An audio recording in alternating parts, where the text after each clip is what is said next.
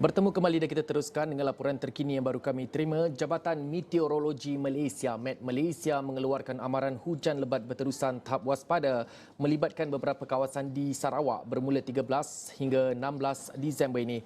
Amaran itu melibatkan kawasan Kuching, Serian, Samarahan, Seri Aman, Betong, Sarike, Sibu dan Mukah.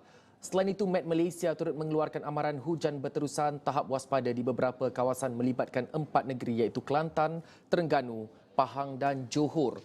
Amaran ini berkuat kuasa 14 hingga 16 Disember.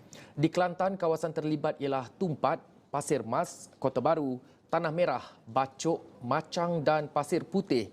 Terengganu pula melibatkan seluruh daerah di negeri berkenaan. Di Pahang, amaran meliputi kawasan Jerantut, Maran, Kuantan, Pekan dan Rompin. Manakala di Johor, kawasan terlibat ialah Segamat, Keluang, Mersing dan Kota Tinggi.